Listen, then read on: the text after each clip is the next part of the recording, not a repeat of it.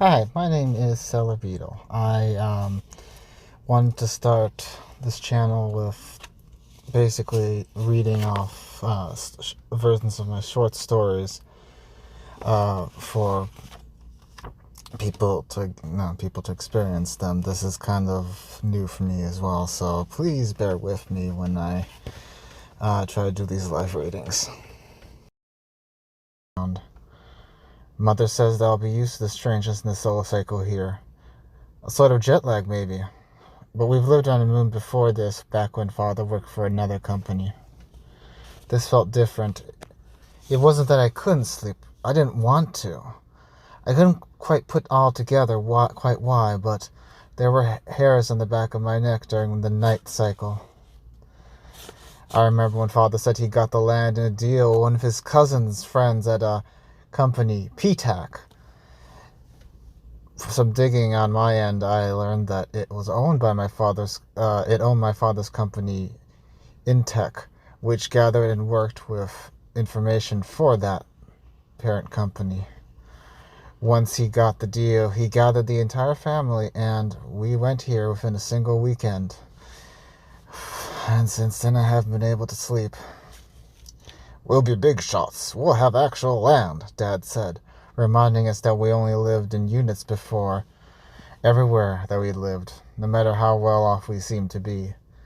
Since getting an actual house in a new territory was such a big deal, it definitely meant that change in lifestyle. Why is this place so cheap? I remember bringing up the question at the family meeting. Land was expensive no matter where you were, just the sheer amount of cost of terraforming alone. You're just sensitive to change, dear, Mother said, patting my head. Even she was caught up in this rush. Both of them worked remotely anyways, so it didn't matter where they were. But my sister and I would end up having to leave our friends, everything that we'd known before, once again. We had dinner before the others went to sleep.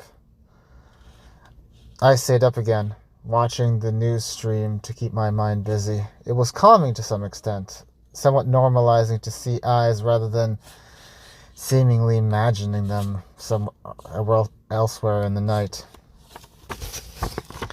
You're still up? My sister comes downstairs to check on me, probably hearing the soft buzz of the news stream. You're never going to get used to this place if you don't sleep.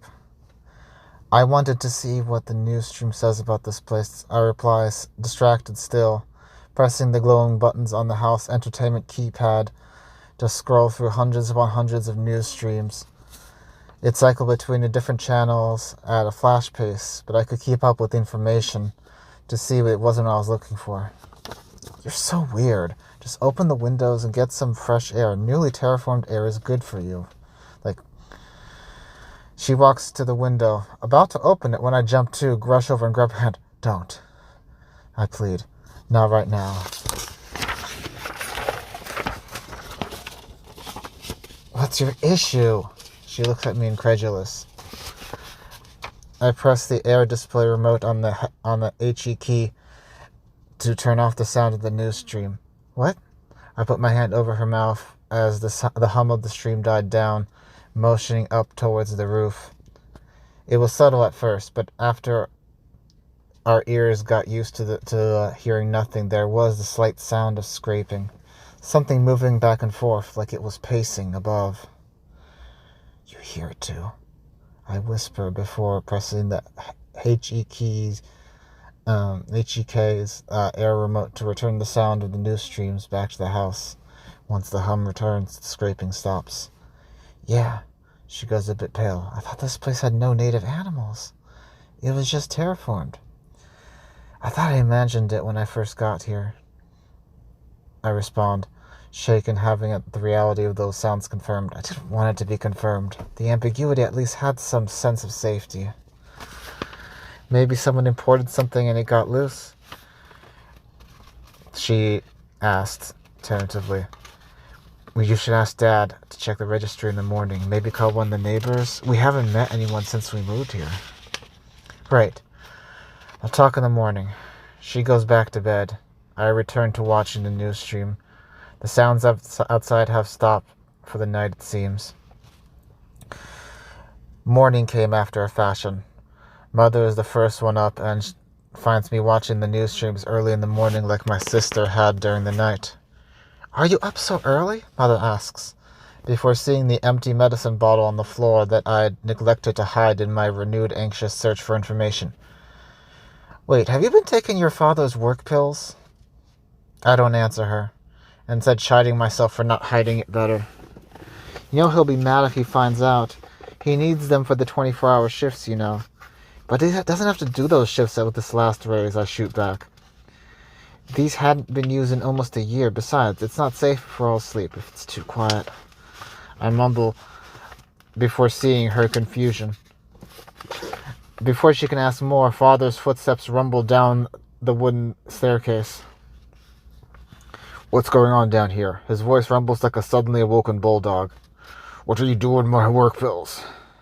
He suddenly shouts, seeing them in my hands. "The company charges for about half my paycheck for those."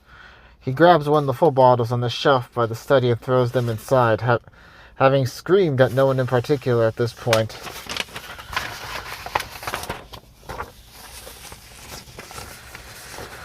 "Dad, I think you're right about something being outside." Sister calls downstairs, catching Father before he leaves. He says he heard something moving outside, and we're not supposed to have animals here. "What kind of moving around outside?" Father seems incredulous, stepping in right in front of me. "There's a scraping sound on the roof, like something pacing back and forth," I say nervously, put on the spot all of a sudden. "Scraping the roof?"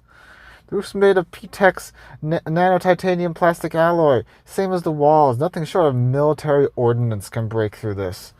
He knocks against the wall, playfully, before smiling and looking up over the house that we had now made our home. Why do we even need something like that? We live on a moon in the middle of nowhere." "Chill out." My sister rolls her eyes. "It's a major selling point, you know. If one of those social climbers tries to take it by force," Mother pats Father on the back. "We even have weapons in the shed." "Weapons?" "Of course. Why wouldn't we have weapons?" "Oh, you're such a pansy." My sister wandered into the kitchen and took out some snack bars from the fridge, the display on the outside indicating the depletion of its resources. "Look, son, I'll call the neighbors tomorrow after work, see if they think anything's weird's going on." Dad pats my head and grabs the beef sandwich made for him, walking through the door to his work study and closing it. A loud sound of a lock indicates that he was not to be disturbed anymore. "Mom, how did Dad find out about this house?" I tug at her pajamas, breaking her annoyed focus on Father leaving for work and leaving without settling the issue. She clearly didn't want to keep talking about it. "Oh, he got a tip from his cousin about it. Path to promotion that the parent company had." The display from on the fridge displaying the house food data behind her now shows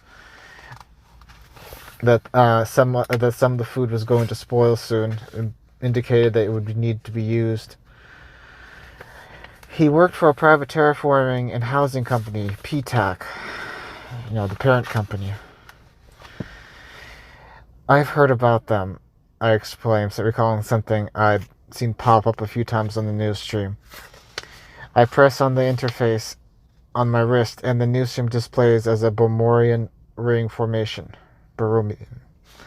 And I wind up the wheels to the specific news stream amongst the multitude of intertwining loops.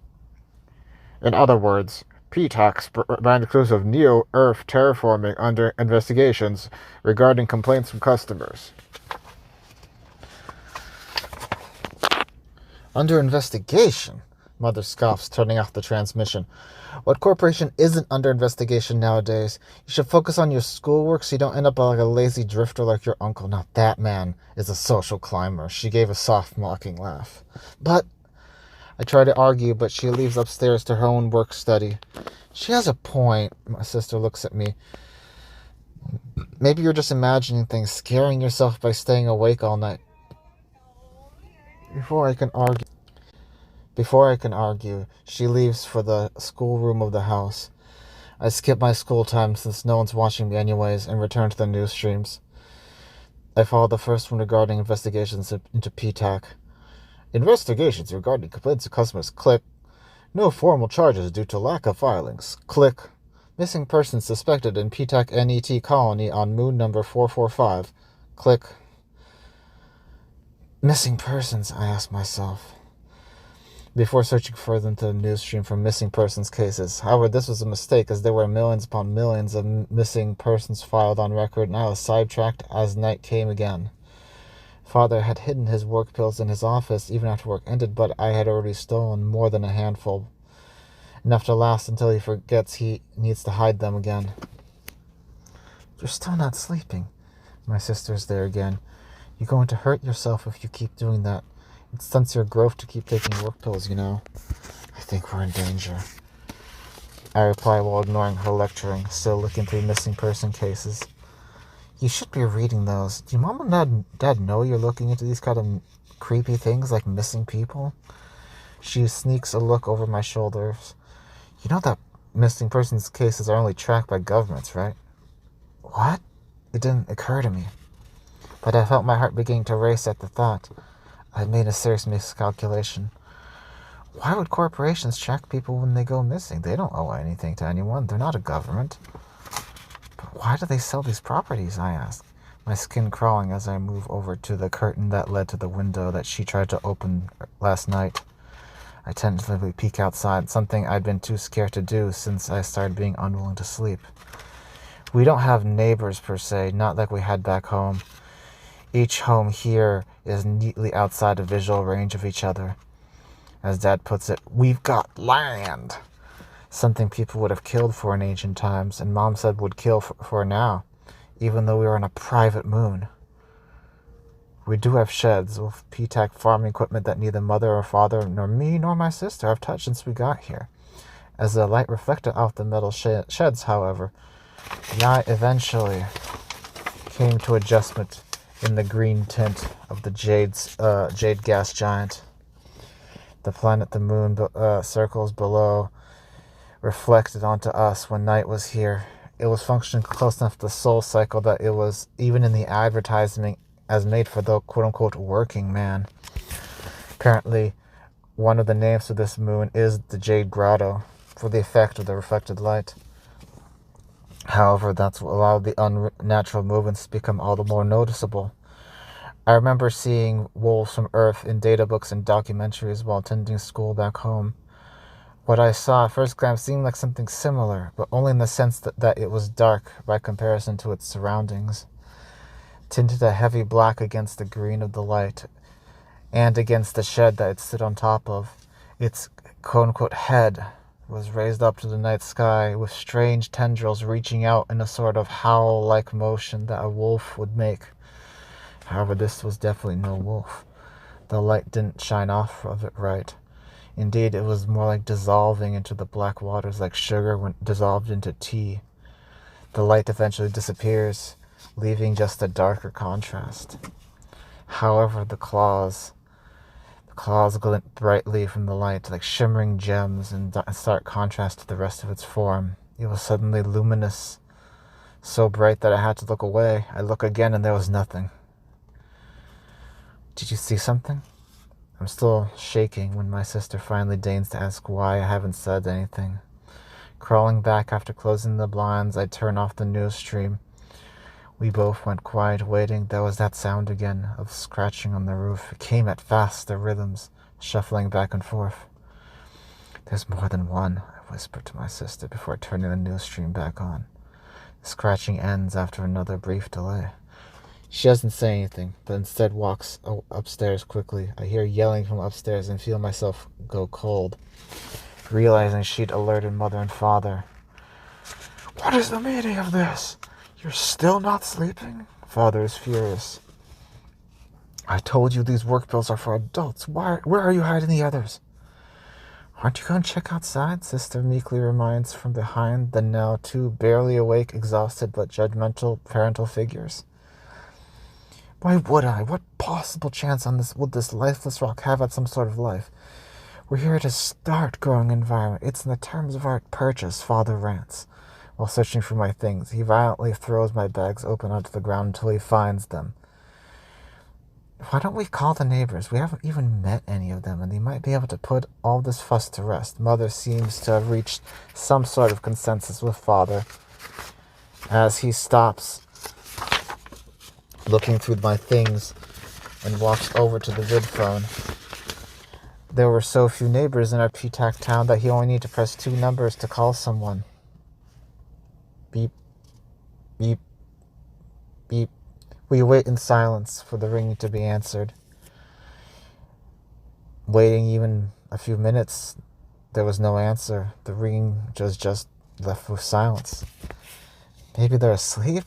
My sister notes nervously after those tense few minutes pass. We'll try someone else, Mother says, a hint of worry echoing into her tone. Try Mark, Father says, calling a 3-digit number. It rings twice before finally the vid phone answers. Hey there, buddy, what's happening? The voice coming from the busy-looking man was uncomfortably familiar in tone for me. I hate when someone spoke to me like they were close friends when they really shouldn't. Mark, my son says he's been hearing some sort of creatures out here and won't sleep. Do you know anything about this? Father's more exasperated now than furious. Now, I understand that land ownership can be scary, especially to city kids like yours. There's no need to worry. You're owners now.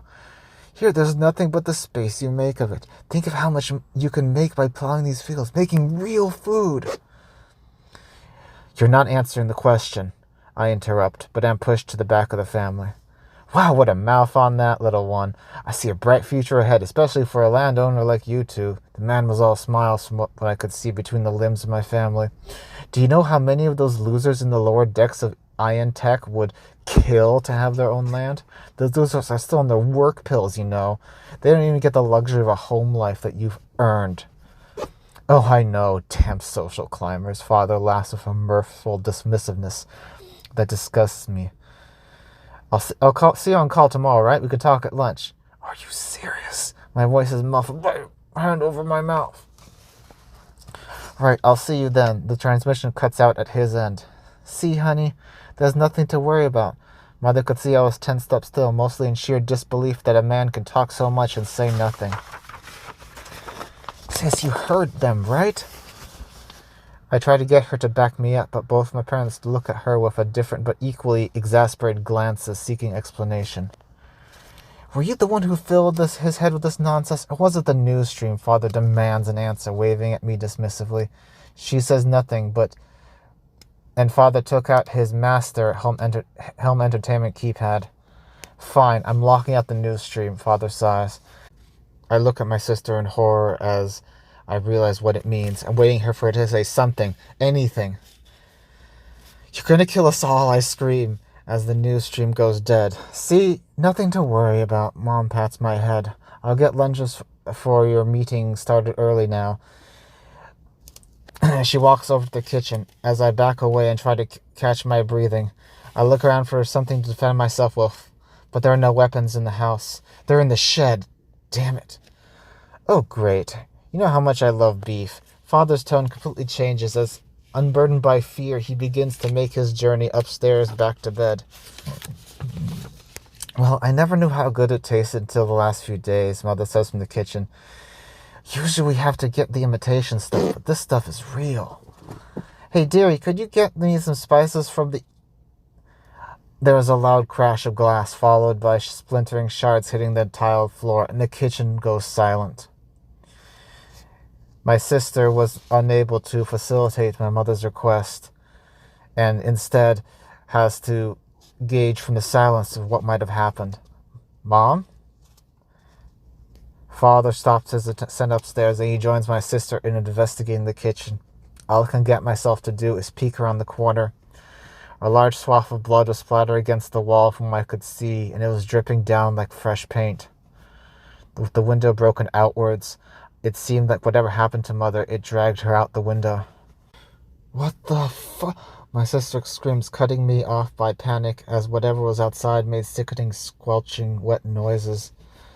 I instinctively tried to restart the newscast, but it was blocked by my own HE key.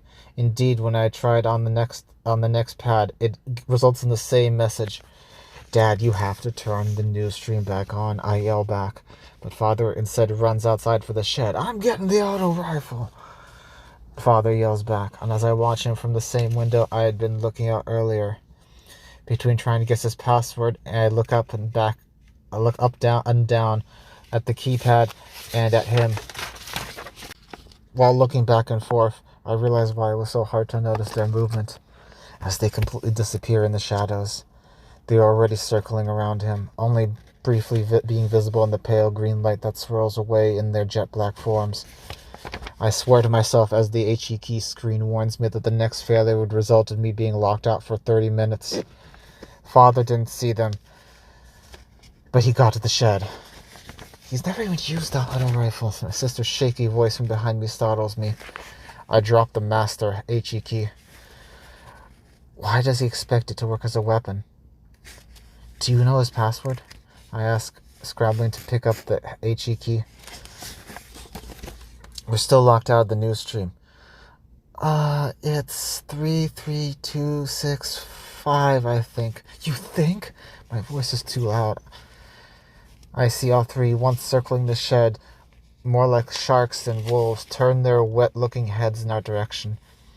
If I could describe it in words, their heads were something like a smooth shark's head, but with snail's eyes stalks unfurled outwards, those strange tendrils growing out of the center mass of the head, radially scanning about.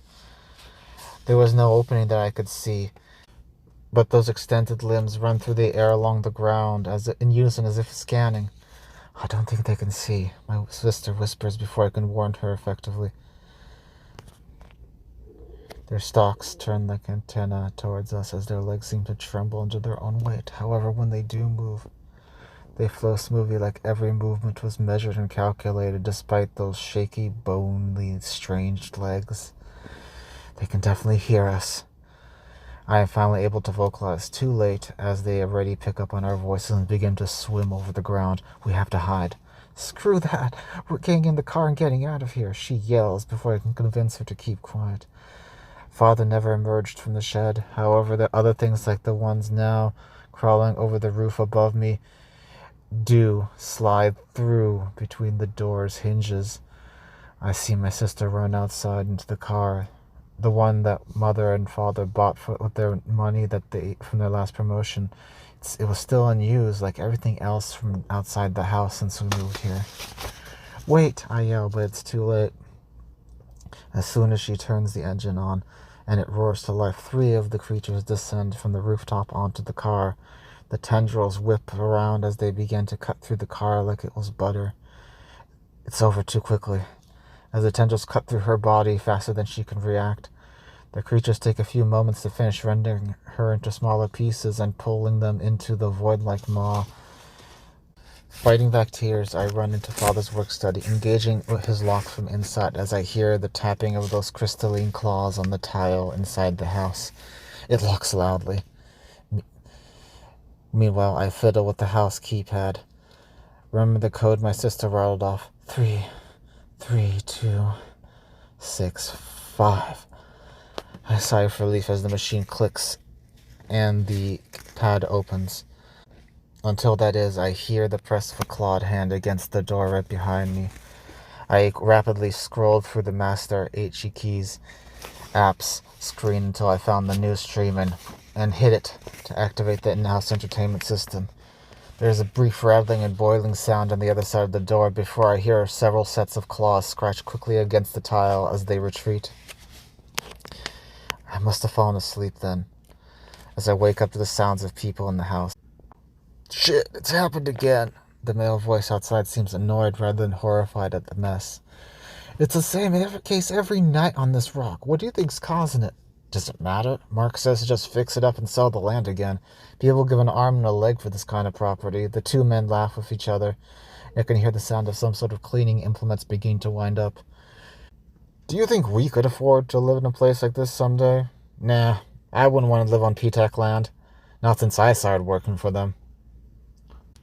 Let's get this cleaned up and get out of here. By Stellar Beetle. Please like and subscribe if you want to hear more of these kind of readings of my various short stories. I also have a Patreon account if you are interested in getting more stories, and if there is enough of that demand, I will actually probably read off more of them like this. All right, thank you. Bye.